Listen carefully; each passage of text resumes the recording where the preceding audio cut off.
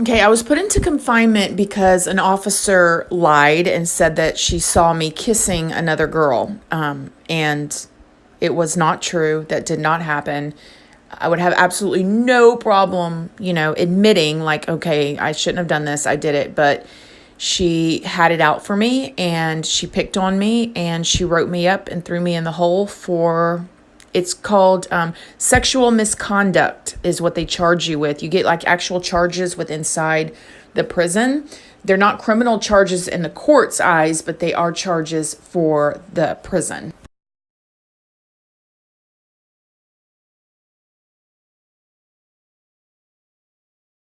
You have a mixture, just like with any other thing, just like with teachers, just like with police officers, just like with, drive-through restaurant workers, waitresses. It's always a mixture.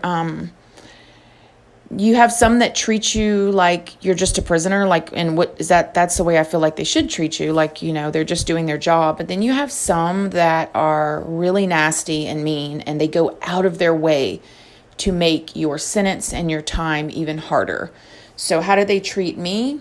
A mixture of both. Some of them were all business, which is, like I said, I think it's how it should be. They just come in, they do their job, they make sure everything's in order, whatever. And then you have some that are really, really hard to deal with.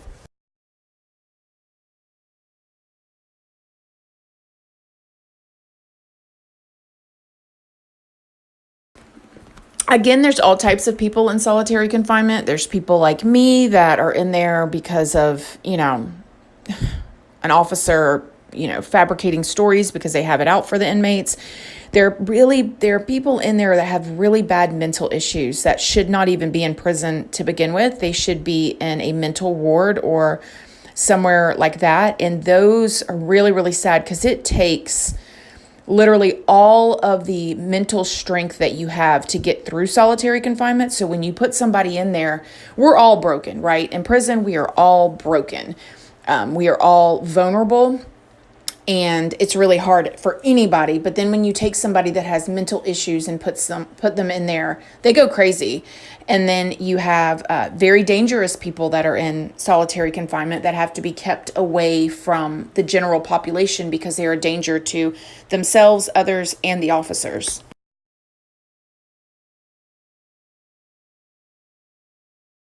Oh my gosh, there's nothing you can do to keep yourself busy in there. What I basically did was look forward to the meals. Okay, so it's like, okay, I'm waiting for breakfast. Breakfast is here, then I know I have two more meals. Okay, then I'm waiting for lunch. Then I'm waiting for dinner. After dinner, I know I can go to sleep and I wait for breakfast, and that's how I count the days in there. It's miserable. It is so incredibly miserable. You want to know what solitary confinement is like? Go sit in your closet for an hour and just do nothing in your closet and watch how slow that hour goes. Like literally, don't do anything. Don't play with anything. Don't touch your phone, nothing. Just sit in the closet for an hour and then imagine being in there for 24 hours. And then imagine being in there for 24 hours times 30.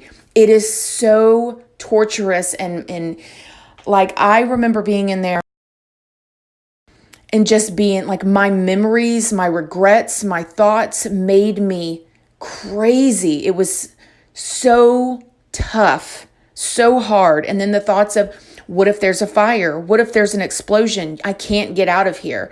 It was literally one of the lowest points in my life ever. And it's terrible. You can't get a drink of water when you want, unless you want to drink it out of the sink that tastes like toilet water. It's awful. The water stinks.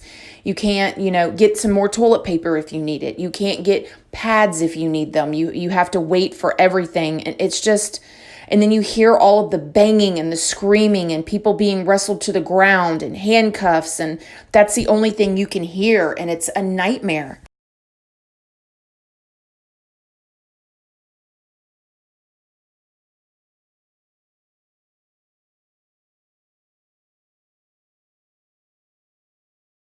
Okay, before I get into the next question you asked, I do want to add this.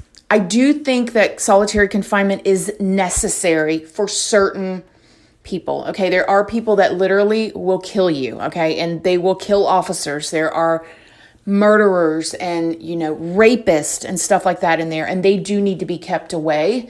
So it is necessary in some instances, but I feel like the only time that solitary confinement should be used is in extreme cases like that.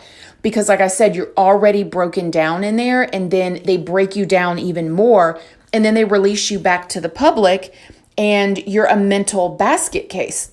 Excuse me. So, it's a nightmare. It is literally a nightmare in there. Okay, on to the next question. Yes, the room that I was in, I want to say it's probably like an 8x8 room, I guess. It's got metal beds in there and bunk beds that are attached to the wall. And sometimes you have two people in there with you. Sometimes you have one. It just depends. I know that solitary confinement is typically thought to only be one person, but when you have prisons that are so full and overrun, sometimes they have to, put two people in there. So you have the two metal slabs that are attached to the wall, and then you get like a mattress and a pillow, and the mattress is literally just like a plastic, thin, 1-inch, 2-inch thick. It's hard. It's not like a mattress. And then a metal toilet that's attached to a sink, and that's it. That's it. It's a nightmare for real. I know I've said that 20 times, but that's the only way I can describe it.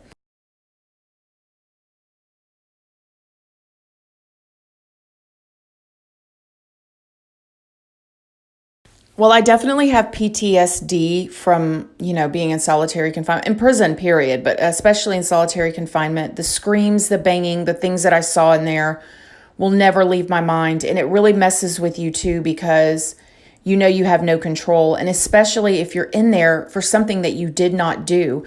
It's a huge mind game with the officers sometimes. They know that they have all of the power and control over every aspect of your life. And you feel powerless, and you feel worthless, and you feel scared. And, it's something that I don't really like to talk about a whole lot, because it brings back all those memories and those feelings. And it has left me with PTSD from it for sure.